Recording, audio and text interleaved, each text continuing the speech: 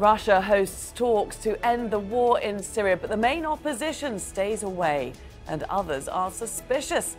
Russia is the biggest backer of Syrian President Bashar al-Assad, so can it play fair or will it simply enforce its own vision of peace? This is Inside Story.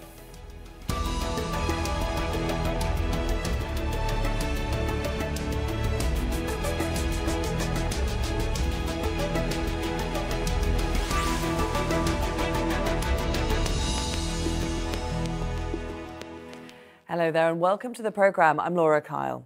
A new round of negotiations to settle the Syrian conflict is being held in the Russian resort of Sochi. But Moscow may have a hard time convincing the world it can act as an honest broker. Russian military might has helped tip the near 7-year-long war into the Syrian president's favour. The main opposition has boycotted the talks and Western powers say Sochi could undermine efforts in Geneva, which are backed by the United Nations. And as Rory Challenge reports from Sochi, these latest talks have already got off to a rocky start. The Sochi Congress almost unravelled before it had even begun, with a group of Turkish-backed opposition figures arriving in Sochi airport in the early hours of this morning, seeing lots of Syrian government flags all over the place and deciding that they were going to go home unless these were changed. Cue lots of toing and froing between the Russian Foreign Ministry and the Turkish Foreign Ministry to sort this out. The upshot was that those delegates did go back to where they came from, but they handed their authority to Turkish government representatives to bring to the dialogue here in Sochi. It's been a perennial problem really for all the various stages of Syria peace negotiations to try and get the disparate opposition groups to buy into it and get on board. The problem that many of them have, with Sochi particularly, is they feel that this is a way for Moscow and Damascus to push its agenda on the Syrian resolution, squeezing out the opposition voices. They say that basically if this channels directly into Geneva, which is going to be the ultimate settlement for Syria, then that is probably okay. What they don't want to happen is for Russia to try and sidetrack Geneva. Russia, for its part, has always said that that is a fallacy. It has every intention that this is going to push into Geneva and just kickstart that process once again.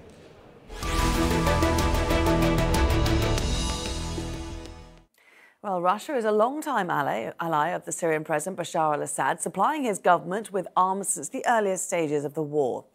The Russian military directly intervened in September 2015, launching airstrikes against opposition positions.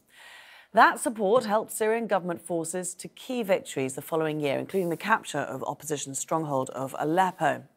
Parallel to UN efforts in Geneva, Russia has initiated its own peace talks. The first were in the Kazakh capital, Astana, and 3 rounds later, they are in Russia, in Sochi. But what are the prospects for progress? Well, let's discuss that point now with our guests. And joining us here in Doha, we've got Marwan Kabalan. He's Director of Policy Analysis at the Doha Institute for Graduate Studies. In Moscow, Pavel Felgenhauer, columnist with Novaya Gazetta. And in Dubai, via Skype, Dr. Mazen Sawaf, a Syrian opposition member. A very warm welcome to all of you. Thanks for joining us on Inside Story. So, Pavel, we've got these Geneva talks, which were led by the UN. We've got Astana talks, which were led by Russia and Turkey. Why do we now need Sochi talks? Well, this was seen and planned as a kind of grand conference that would give the ultimate authority to the Russian vision of the future of Syria and kind of solidify the Russian, Turkish, Iranian axis in imposing a solution on Syria that these 3 countries want. And for Russia, of course, the presence of Turkey is especially important because Turkey is most likely the key right now in the entire Russian policy in the region. OK. Mazen, you're a member of the SNC. Why are you not there? I would never go to Sochi because this is not a neutral place. This is an occupier who's killing children and civilians in the thousands and supporting a war criminal who used chemical weapons where they raped women as a weapon to make rebels surrender. The rapes continue. It was on France too, with a documentary that was unfortunately only aired in France, but we are busy translating it and sending it even to the Russian people. We have no problem with the Russian people or Iranian people or American people. It's always the problem with politicians and extremists, including the Jewish people. We have no problem with them. We have a problem with the extremist Zionist policies of Netanyahu. So we would never go to a Mickey Mouse conference where they invited 1,600 people for a 1 day of talks. That's 0.2 seconds per person. Nobody's going to be able to talk. It's just a place to cement the interest of Russia and pretending it's an honest broker when it is not. Its interest is in supporting Assad so that its 49-year lease on the military base and the taking of the oil from Syria, etc., and the prestige that Putin is getting now that he's on the world stage. That's one of the key factors in the game. Okay. Pavel, how much does it matter to Putin that key opposition members are not at Sochi? Well, it's unfortunate that the opposition didn't come. It's also unfortunate the Kurds are not there, but of course of their conflict right now with Erdogan. But for Russia, as I already said, Turkey is right now the most important player. Russian whole incursion into Syria was to solidify a base in the Mediterranean, a sea base that we already had, but now is being expanded, and a much more, maybe even strategically more important air base in Khmeimim. And of course, Russia supported the Assad regime, not just simply Assad per se, but as a kind of stabilized Syria, stabilizing factor in Syria that will provide the Russian bases with a good backup. But all this Russian activity in the Mediterranean and the Middle East, its main objective has been, I mean, it's an old strategic Russian game, a old strategic goal to control the straits of the Black Sea Straits. For centuries, Russia wanted to have either full control or a friendly regime there. And a Mediterranean force is to plug up these straits in times of war that NATO doesn't come through. And so now Turkey, which seems to be in conflict increasingly with the United States and with the West in general, pulling it away from NATO and from the United States, even at some degree, would be the jackpot of Russian efforts in Syria. So that trumps everything else, the Syrian opposition, even the Assad regime. Okay. Marwan, do you agree with that, that the Sochi talks are less about finding a peaceful solution or a political solution to Syria, and more about Russia's geopolitics? Well, I think, I mean, of course, I mean, you can't bring 1,500 people and put them in one place and ask them to negotiate. That is not how negotiations actually work. But I believe that President Putin right now at this particular stage is desperate to translate his military victory in Syria into a political one. He's having presidential elections like in 2 months from now, and he'd like very much actually to capitalize on his win in Syria in order to have a very big election victory. But this is not going to be an easy task for him because the Americans, in my opinion, are having now more strategy, more clear strategy in Syria. We heard Secretary of State Rex Tillerson a couple of weeks ago giving this very important speech in the Hoover Center in Stanford University, California, in which he said that the United States will be staying actually militarily in Syria and that it will not actually withdraw from Syria as it did from Iraq in 2011, and it will not actually leave Syria after the defeat of ISIL to the Iranians. And he was actually talking about how to use the US military presence in the east and north part of Syria in forcing some sort of a political solution to the Syrian conflict apart from the Russian one, because the Russians are trying to impose their own vision, i.e. keeping Bashar al-Assad in power, not because they like Bashar al-Assad, as Pavel has said, but because actually they believe that Bashar al-Assad in fact, guarantee their strategic interest, geopolitical interest in this part of the world. So the Sochi, in my opinion, conference right now might be turned into another peace process in Syria, because as you said, we have Geneva, we have Asatana, and now we are having Sochi. So the Asatana actually was designed from the very beginning to deal with military issues, the ceasefire, the de-escalation zones, and so on and so forth. Right now, Sochi is going to be dealing with more political issues like the constitutions, the elections, and the likes. So now we are having a third, actually, process, which makes things even much more complicated for any peace to take place in Syria, because we can see some sort of a competition between these different processes. In fact, the Americans, they want very much to focus on Geneva. The Americans and co. I'm talking here about France, Britain, Jordan, and Saudi Arabia, who actually came up with the no paper the other day, talking about their vision of the political solution. And who have also boycotted Syria. Sochi. That is true. They boycotted Sochi, and they, in my opinion, they put pressure on the main Syrian opposition not to go to Sochi, because going to Sochi will be actually giving a legitimacy to Sochi to maybe replace Geneva, something the Americans, the French, and the British, actually also the Arab allies, Jordan, Saudi Arabia, they don't want to see that. Mazen, if political issues are on the table at Sochi, which they appear to be, does it not concern you and other opposition groups who have boycotted that you're not there to be a part of that process, whatever it may be? We know that the agenda is not the right one. They invited 1,600, 1,500 of which are people inside Syria who are either from the Ba'ath party or from the security agencies. They are not the opposition. They are pretending they are covering every ethnicity and every group and every interest and every city in Syria. This is true, but they selected all those who are puppets and pro-government. They are not opposition. So the opposition is diluted way so much that it's insignificant. So whether we go or not, we know the outcome. The outcome is going to be something that Assad and Russia wants.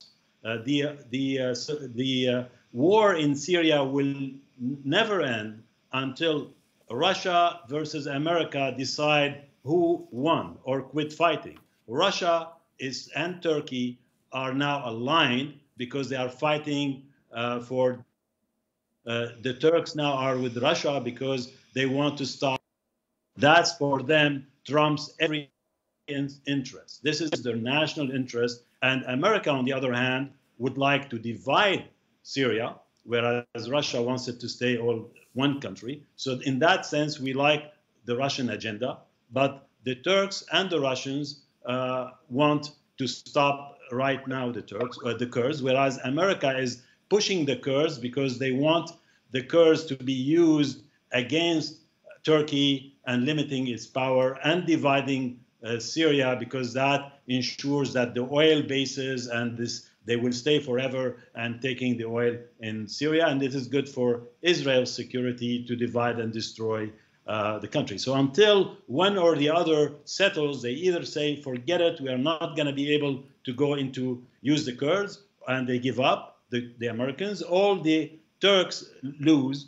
And I would have loved to see the Free Syrian Army supported by somebody. Nobody has been supporting it because it is a solution that does not involve religion. Unfortunately, Turkey and Erdogan, who has a sympathy to the plight of the Syrian people, for him the number one issue is the Kurdish issue. And he saw also the Islamization of the revolution. The revolution started with a call for freedom. Okay. I just want to pick up on that point that you made about Turkey there, and just put that to Pavel, because Pavel, you said that Turkey was a key player, the most important at the table. But many commentators do say, they agree with Mazen, that Turkey's key concern now is the Kurds, and it's mainly wanting to see that border area cleared of Kurdish fighters,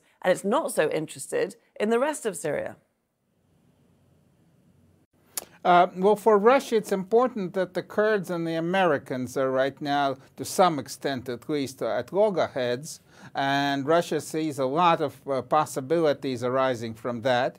And also, though Russian special forces, special service officers have been working very much and for some time in Syria in the center of pacification, trying to work out agreements with different Syrian fractions. Basically, Moscow would want to see the opposition, as much as it is, being under one kind of leadership or some entity that they can easily negotiate with. And if the Turks can take over the opposition, they already control parts of it. And recently Erdogan is saying about Turkey taking over control not only of the border area, but also of Idlib province, which is right now the main leftover of what the opposition controls inside Syria. So Russia would want to see, of course, Turkey being in charge, sort of the patron of the opposition in Idlib in the north.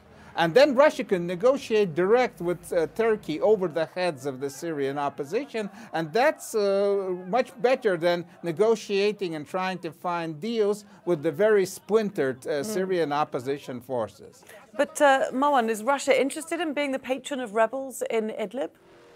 Russia. Turkey. Turkey is, in fact, having a very important leverage over a very important part of the Syrian opposition. Because those people actually who are now taking part in Sochi, or who have actually traveled to Sochi last night, actually, they left from Ankara, from Turkey, which means that there has been some pressure on them by the Turkish government in order to participate in Sochi. Because as we all know today, that there has been this sort of bargain between the Russians and the Turks, in which the Russians, they allowed the Turkish army to enter Syria and to start this olive branch operation against the Kurdish forces in Afrin, in exchange for putting pressure on the Syrian opposition, or at least part of the Syrian opposition, to participate in Sochi. So we have seen in Sochi today the major military factions, Syrian factions of the north, taking part in Sochi. So in fact, yes, I mean, Turkey is a major patron of the Syrian opposition, or important part of the Syrian opposition, both militarily and the military and the political one, which actually have access, and they have support of the Turkish government. But after all, we shouldn't be forgetting actually that President Erdogan, when we talk about him, I mean, he's clearly the president of the Turkish Republic, and he was elected actually to take care of the interest of the Turkish Republic, of the interest of his own country, not the interest of the Syrian people. So we have been seeing this shift and changes in Turkish foreign policy towards the Syrian conflict from the early stages of this conflict, in which he was actually calling for President Bashar al-Assad to step down, and until the later stages in which he actually started to become perhaps more interested actually in containing the Kurdish issue in the northern part of Syria. Let's move on.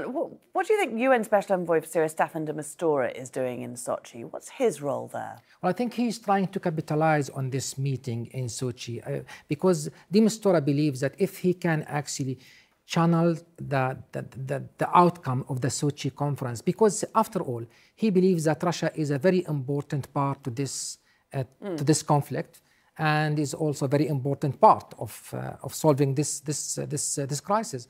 So on one hand, he's trying actually to appease the Russians, to perhaps try to rescue the whole project of Sochi, because had he not participated, it would have been a very in my opinion, a very big slap on the face for the Russians. So he went there on the one hand to tell the Russians that, well, I'm trying to help you actually do something with this. So you have to give something in return. This is for the Geneva process, of course. And number two is he's trying actually to capitalize, as I said, on any outcome that might come out of the Sochi, because in Sochi, the people there are going to talk about almost the same issues that the talks of Geneva are actually focusing on. Two things here: the constitutions and the elections. So if something happens in Sochi that could actually help him in Geneva, that would be good for him also to use and exploit. Mazen, is that not a fair point, that Sochi could make some progress that could then be carried to Geneva and help break the stalemate with those talks?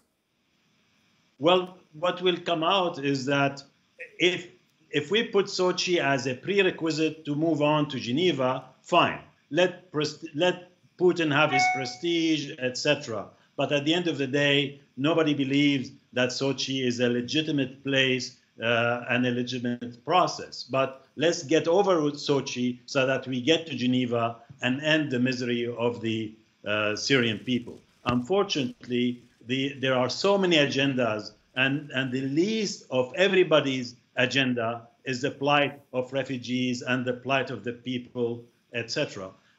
Hopefully, the Turkish invasion or incursion into Syria will end with a no-fly zone that allows the 2 million trapped in Idlib and the refugees in camps in southern Turkey to move on and live their life. The ultimate would be, of course, a peaceful solution. But until those agendas are worked out, I don't see any solution anytime soon. Okay. And until, frankly, the USA decide to end it and have a stronger role, leaving the whole thing to Russia is not good, and to Turkey is not good, because Turkey is not accepted by the Gulf states because of its support to Muslim Brotherhood, and it's the place for the Syrian opposition, who are the Islamists, a small fraction, and the America needs to be involved instead of leaving it all to the Russians. Right. Okay. And without the American serious involvement, it's not going to happen. And the Pavel, Europeans... it's a good point, isn't it, that many people are not involved. They're not happy to see Russia as an honest broker. They just simply don't see it as an honest broker. But it does reflect the reality on the ground that Russia, Iran, and the government, Damascus, Assad, have the upper hand. So therefore, that reality reflected in Sochi is that they're able to lead the process here. The reality on the ground, of course, has changed a lot in the past year, but this does not lead to immediate peace. There are indeed, as it was already just said, very differing agendas around in Syria, and the diminishing of the Islamic State, which went into underground, though of course exists there in the underground, did not bring a kind of solution. Actually, it brought more problems as the other agendas are now colliding. Okay. And there is also the problem of Israel, of Iran, and Assad in his interests, which are maybe more with Iran than with Russia, because Russia is an ally with Israel and an ally with Assad. But Assad and Israel and Iran are not allies at all, they're enemies. So these colliding agendas right now in Syria may create even more war than there was before, when there was a uniting kind of enemy, the Islamic State, and now there isn't.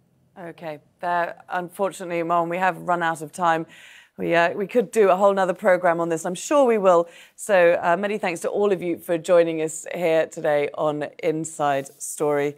In Doha, Marwan Kabalan. In Moscow, Pavel Felgenhauer. And in Dubai, Dr. Mazen Sawaf.